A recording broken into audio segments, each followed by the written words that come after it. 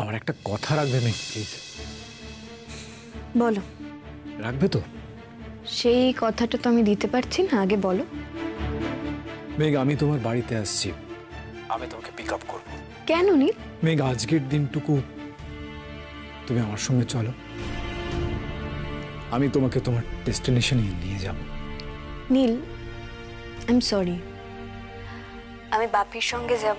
ও আর হ্যাঁ, জিষ্ণুও যাবে, ওকে তুলে নেওয়া হবে অন দ্য ওয়ে। প্লিজ, তুমি আমার এই কথাটা অন্তত রাখো। সেটা সম্ভব না নীল। আর তাছাড়া তুমি হঠাৎ করে কেন এরকম একটা রিকোয়েস্ট করছো বলো তো? আর তোমার কেনই বা মনে হচ্ছে যে তোমার এই অদ্ভুত রিকোয়েস্ট আমি এখন রাখবো? মেঘ, তোমার মনে আছে আমি একবার জিজ্ঞেস করেছিলাম তোমার ফেভারিট কবিতা কোনটা? তুমি কি বলেছিলে তোমার মনে আছে? না নীল, আমার কিচ্ছু মনে নেই। তাহলে আমি মনে করিয়ে দিই। নীল প্লিজ, এসবের কিন্তু কোনো প্রয়োজন নেই। তুমি কেন আমার সময়টা নষ্ট করছো আমি বুঝতে পারছি না। মেঘ, কবিতাটা ব্রাউনিং এর দ্য লাস্ট রাইড টুগেদার। মেঘ, সেখানেও কিন্তু তাদের বিচ্ছেদ হয়ে গেছিল, কিন্তু প্রাক্তন প্রেমিকের অনুরোধে সে গিয়েছিল ফর দ্য লাস্ট রাইড। নীল, তুমি আমার প্রাক্তন প্রেমিক নও। তুমি কোনোদিনই আমার প্রেমিক হয়ে উঠতে পারোনি। তোমার মধ্যে প্রেম তো ছিলই না, ছিল শুধুমাত্র প্রভুত্ব, অধিকার বোধ আর সন্দেহ। নীল, আমার কি মনে হয় জানো তো, তুমি না এখন না জন্মিয়ে যদি 200 বছর আগে জন্মাতে তোমার পক্ষে অনেক ভালো হতো। মেঘ, না হয় এই অপদার্থ, বাজে, প্রভুত্ব করা এই সন্দেহবাতিক মানুষটার লাস্ট একটা অনুরোধ মেনে নিলে। মেঘ, না হয় করুণা করে মেনে নিলে আজকের কথাটা। মেঘ, হয়তো আজকের পর আমি আর কোনোদিন কোনো রকম অনুরোধ করার জায়গাতেই থাকবো না। চিরকালের মতো আলাদা হয়ে যাবে তোমার আর আমার রাস্তা, আর তুমি তোমার বন্ধু থাকবে না ভেবেও দিয়েছ। মেঘ, ফর দ্য লাস্ট টাইম, শেষবারের মতো আমার গাড়িটায় আমার পাশের সিটটায় বসবে প্লিজ। বিচ্ছেদের দরজা অবধি না হয় আমি আর তুমি একসঙ্গে যাব। ফোনের লাইনটা যখন এখনো কেটে দাওনি, আমি ধরে নিলাম তুমি আমার কথাগুলো শুনছো। আমি খুব খারাপ মেঘ, তো ওই খারাপ মানুষটার সঙ্গে তোমার কিছু ভালো মুহূর্ত তো আছে যেটা স্মৃতি হয়ে উঠতে পারেনি। মেঘ, না হয় সেই ছোট ছোট মুহূর্তগুলোকে পাথেয় করে আমরা এই পথটুকু একসঙ্গে যাই। মেঘ, আজকে আর না বলো না প্লিজ। আর তো তোমাকে কোনোদিন কোনো অনুরোধ করতে আসবো না। এই রিকোয়েস্টটা মানো প্লিজ। ঠিক আছে, তবে একটু শর্তে। যেটুকু বুঝলাম, নীল মেঘকে নিয়ে কোর্টে যেতে চাইছে, কিন্তু মেঘ রাজি হয়ে গেল। এত কিছুর পরেও মেঘ নীলের সঙ্গে কোর্টে যাবে? কি শর্ত? তুমি আমাকে ফিরে যাওয়ার জন্য ইনফ্লুয়েন্স করবে না। একটা বারের জন্যও যদি কথা সেই দিকে যায়, আমি কিন্তু গাড়ি থেকে ওই মুহূর্তেই নেমে যাব। বেশ, তাই হবে।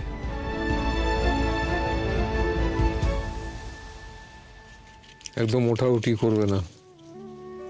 ধরো, প্রেশারটা বারবার ফ্লাকচুয়েট করছে, এটা ঠিক নয়। কেন?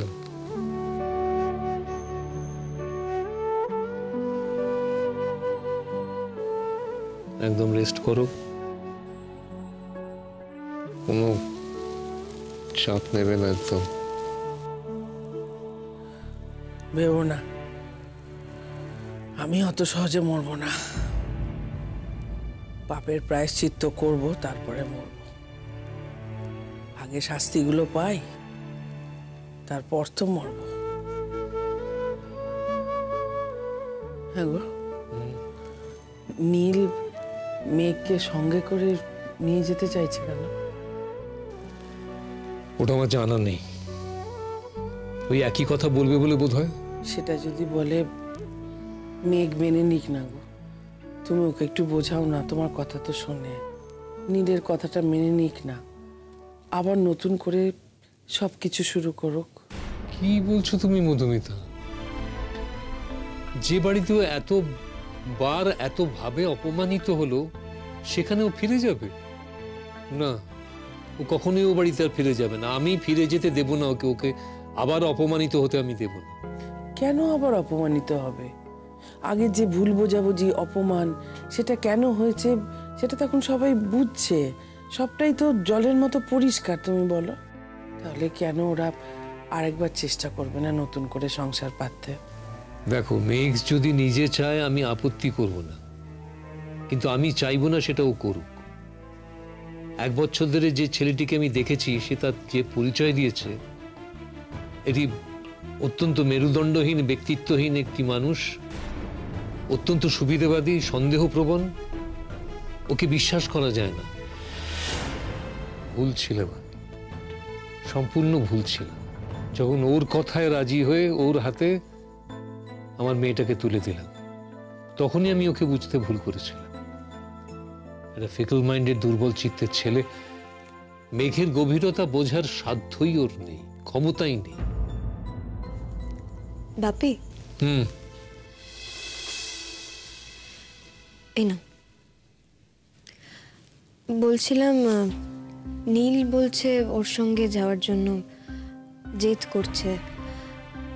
দেখো, এসব নিয়ে আমার অশান্তি আর ভালো লাগছে না। আমি বলেছি যাবো ওর সঙ্গে, কারণ ও আবার না গেলে যদি জেদ করে বলে যে আমি যাব না কোর্টে, তখন আবার ডেট পিছিয়ে যাবে, আবার কবে ডেট পাবো না পাবো। তাই আমি... হ্যাঁ, ঠিক করেছিস, ঠিক করেছিস। তুই যা, আমি জিষ্ণুকে নিয়ে চলে যাচ্ছি। জিষ্ণুর যাওয়ার দরকার কি? দরকার আছে মা। জিষ্ণু আমার বন্ধু, আমি চাই ও ওখানে থাকুক। আর তাছাড়া জিষ্ণু বারবার বলছিল ও ওখানে থাকবে, তাই...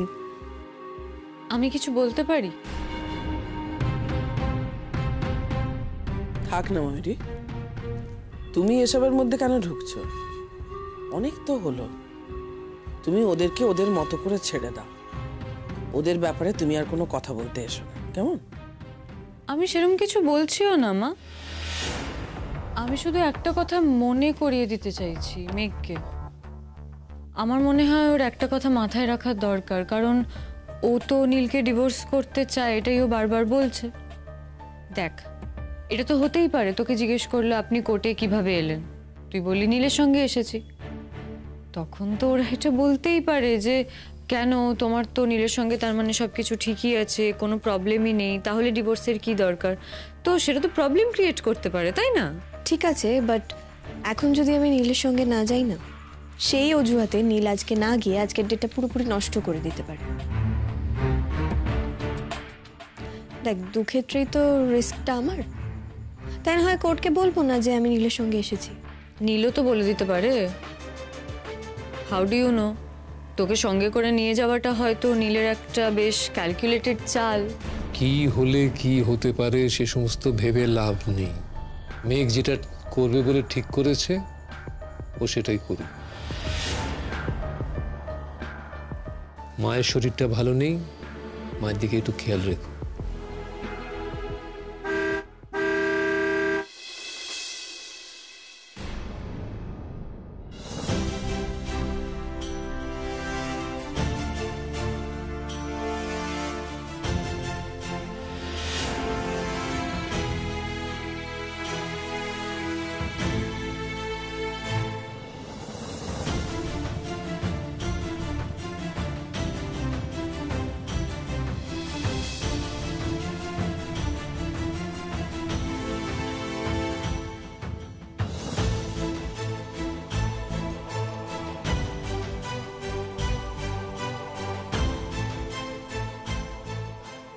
good morning uncle. Good morning মেঘ।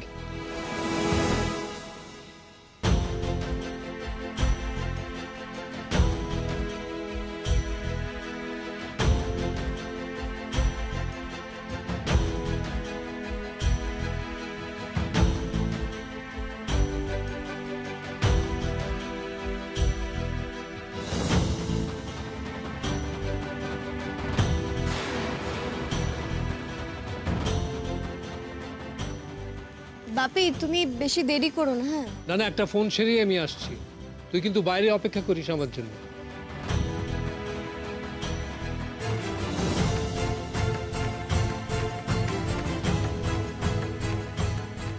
মেঘ, আমি যে তোমার থেকে চোখ ফেরাতে পারছি না, কি করব আমি? আমি যে তোমাকে ছাড়া নিজেকে ভাবতে পারছি না মেঘ। প্লিজ আমাকে ক্ষমা করে দিও। বাপি তুমি চলে এসো তাড়াতাড়ি, আমি এলাম। হ্যাঁ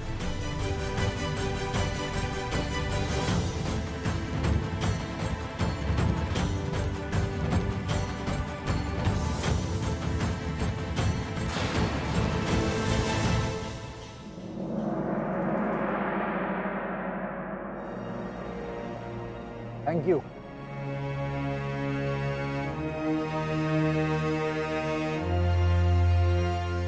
এদিকে একেবারেও তাকাবে না এরকম প্রতিজ্ঞা করে গাড়িতে উঠেছিল? নীলকে কিরকম যেন লাগছে, কেমন ফুরফুরে মতো। আমার কেন মনে হচ্ছে ও মনে মনে কিছু একটা প্ল্যান করে রেখেছে। এরকম ফুরফুরে ছটফটে হয়েই ও থাকতো যখন ও আমাকে লুকিয়ে কিছু প্ল্যান করতো। কিন্তু কি প্ল্যান করেছে ও? কি হলো মেঘ, আমার দিকে কেন তাকাচ্ছ না? মনে মনে দুর্বল হয়ে যাবে বলে? তোমার এখনো মনে হয় যে দুর্বল করে দেওয়ার মতন কোনো কিছু আছে তোমার মধ্যে? একেবারেই নেই, সব নষ্ট হয়ে গেছে বলছো? তুমি এসব আলোচনা করার জন্য নিশ্চয়ই আমাকে নিয়ে যাচ্ছ না? সরি সরি মেঘ, সরি। তুমি এত অল্পতে রেগে যাচ্ছ কেন? আমি জাস্ট ইয়ার্কি মারছিলাম, আর কিছু না। নীল তুমি সবকিছু এত হালকা এত ক্যাজুয়াল ভাবে কি করে নিচ্ছ আমি তো বুঝতে পারছি না। দেখো সবকিছু আমার কাছে এতটাও ক্যাজুয়াল এতটা হালকা নয়, তো তুমি প্লিজ একটু চুপ করে বসো, আমার ভালো লাগছে না।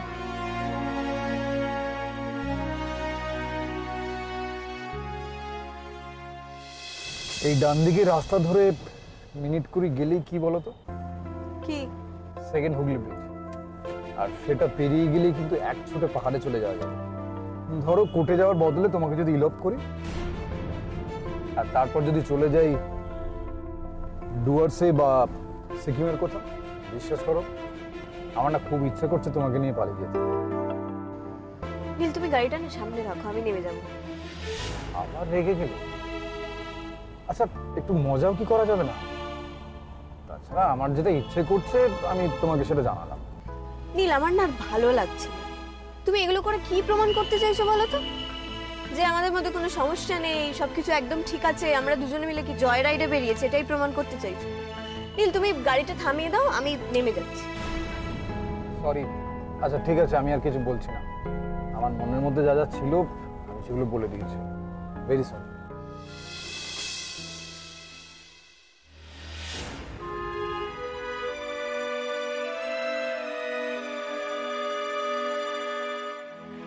মা খেয়ে নাও, তারপর রেস্ট করো। আর এটা ঠান্ডা হয়ে গেলে খেতে ভালো লাগবে না। না রেখে যা, খেয়ে নাও।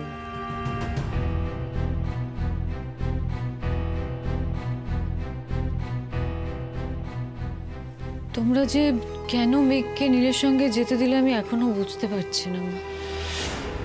ঠিক হলো না। তুমি দেখবে নীল ঠিক পটিয়ে পাটিয়ে এই ডিভোর্সটা হতে দেবে না। আমি তো নীলকে চিনি নাকি? ময়ূরী, এখানে এসে একটু বসতো। হ্যাঁ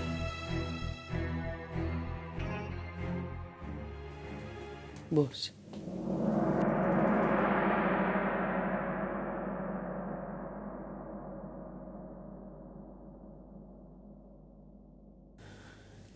নিজেকে কেন সামলাতে পারছিস না বলতো? কেন কেন বারবার তুই ওদের দুজনের মধ্যে ঢুকে পড়ছিস? ওদের দুজনকে ওদের দুজনের মতো ছেড়ে দে না। তুই তো বুঝে গেছিস ময়ূরী, নীল মেঘকে কতটা ভালোবাসে। আর মেঘ এখন যা কিছু করছে সবই নীলের ওপর অভিমান করে করছে। দেখবি সময়ের সাথে সাথে সব ঠিক হয়ে যাবে। মেঘের নীলের প্রতি আর কিছু নেই মা। ওই ডিভোর্সটা চায়, আমি সেটা জানি, তাই আমি এই কথাগুলো বললাম। আমি কিছু ভুল বলিনি, সেটা তোমরা ঠিক বুঝতে পারবে। ঠিক আছে, যখন বোঝার তখন বুঝবো। ময়ূরী,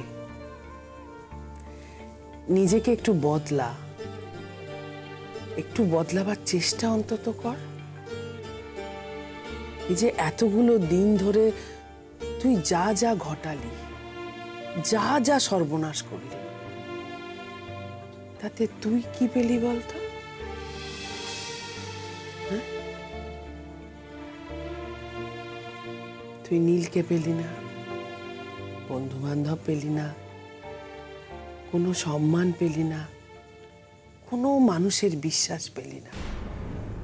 তোর ভাড়ার তো শূন্য হয়ে রইল। আমি জানি ময়ূরী, সব সব দোষ আমার। তুই মেঘকে সেই ছেলেবেলা থেকে হিংসে করেছিস, এটা আমি বুঝতে পারতাম, জানিস তো। কিন্তু তা সত্ত্বেও আমি তোর সব অন্যায়কে প্রশ্রয় দিয়েছি। তোর বাবা আমাকে বারবার মানা করেছে, কিন্তু আমি শুনিনি। আমি অন্ধ হয়েছিলাম ময়ূরী। আমি কোনোদিনও তোর ভালো মা হয়ে উঠতে পারিনি। এই যে তুই তুই এতখানি ভুল পথে চলে গেলি, তার জন্য কে দায়ী? আমি দায়ী ময়ূরী, আমি। ময়ূরী, ময়ূরী, তোর যত রাগ, যত ক্ষোভ তুই তুই আমার ওপরে দেখা, মেঘের ওপর দেখাস না। ও তোর বোন ময়ূরী, তোর নিজের বোন, তোর প্রতিদ্বন্দ্বী নয়। তোর অন্যায়গুলোকে প্রশ্রয় দিতে দিতে আমি দিনের পর দিন, মাসের পর মাস আমি মেঘের উপর অন্যায় করে গেছি।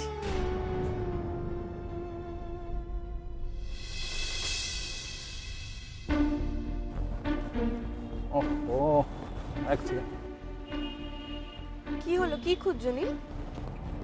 বাজে ভুল করে ফেলেছি মেঘ। আসলে আমার যে ওই তোমার আইডি গুলো দেয়া ছিল, সেগুলো মনে হচ্ছে আমি বাড়িতে ফেলে এসেছি। ওগুলো তো লাগবে। ভুলে গেছো মানে? ওগুলো ছাড়া তো কিছুই হবে না। ওগুলো ছাড়া কি করে হবে? সেটাই তো, কি হবে এখন আমি তাই ভাবছি। তোমার ড্রাইভিং লাইসেন্স ওটা হবে না? না, আসলে ওখানে তো ওই আধার এবং ভোটার আই কার্ডটা দেয়া আছে, যার জন্য ওইগুলোই লাগবে। তো আমরা এখন যাচ্ছিটা কোথায়?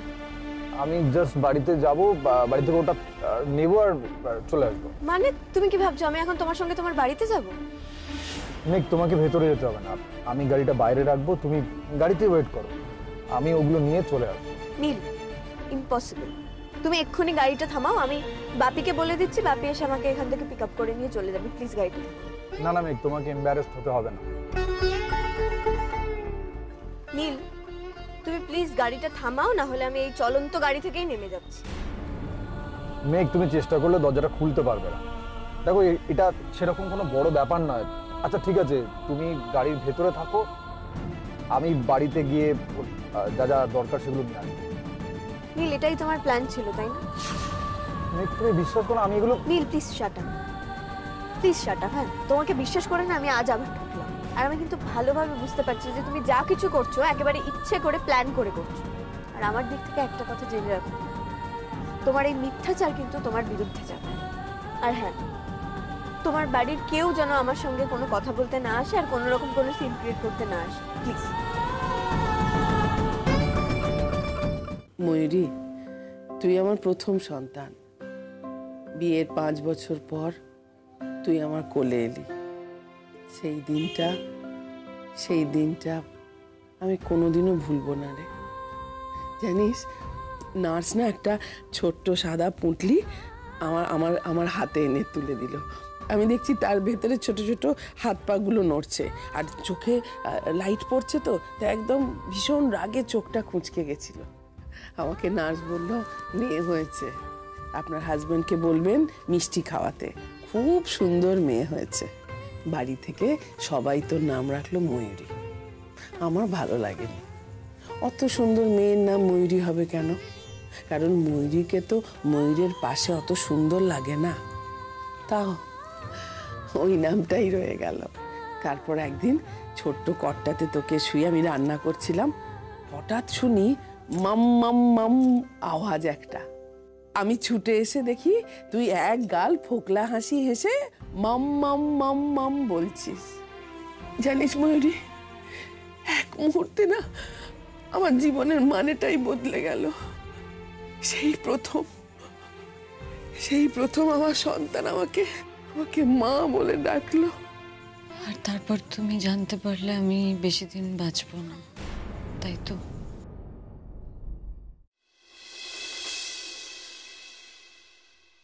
মেঘ, তুমি 2 মিনিট বসো, আমি জাস্ট যাবো আর আসবো, প্লিজ।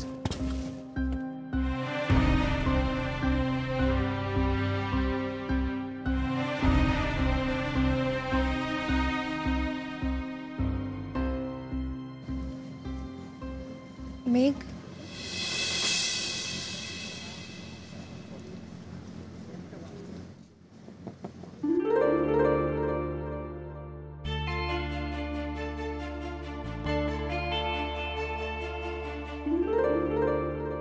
গিনি, তুমি কেমন আছো?